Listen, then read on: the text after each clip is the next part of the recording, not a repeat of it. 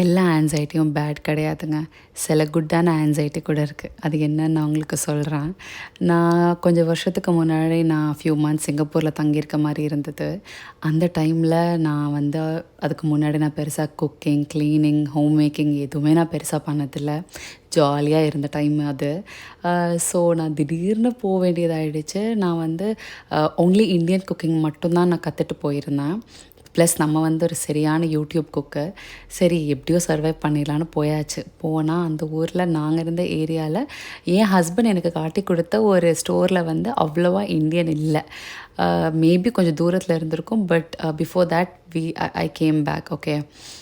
So வந்து அந்த இடத்துல எனக்கு வந்து வெறும் முத்தி போன காய்கறி மட்டும்தான் கிடைக்கும்.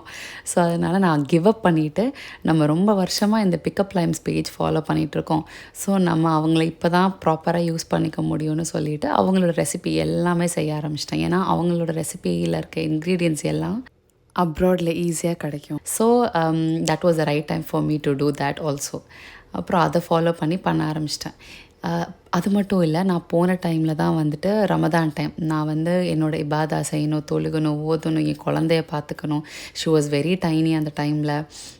So complete home making and எல்லாமே நானே சிங்கிள் ஹேண்டடாக பார்த்துட்ருந்தேன். Of course I was getting help here and there from my husband. But he was also busy with his work. இது எல்லாம் இதுக்கு முன்னாடி நான் இந்த மாதிரி ஒரு விஷயம் நான் என் லைஃப்லேயே பண்ணதில்லை. நான் அவ்வளோ பயத்தில் இருந்தேன். போகிறதுக்கு ஒரு 15 டேஸ்க்கு அவ்வளோ பயத்துலேயும் ஆன்சைட்டிலையும் இருந்தேன். But I think that anxiety is what pushed me to do all the good thing. ஒரு வேளை நான் அப்படி லெத்தாஜிக்காக லீட் பேக்காக இருந்தால் நான் இதெல்லாம் பண்ணியிருப்பேனான்னு கூட எனக்கு தெரியல. பட் நான் எவ்வளோக்கு எவ்வளோ ஆன்ஷியஸாக இருந்தேனோ என்னை புஷ் பண்ணி நான் வந்து I got everything ton.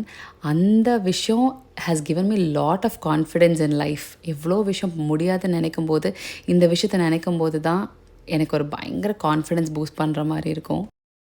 So எல்லா ஆன்சைட்டியும் பேட் கிடையாது தானே.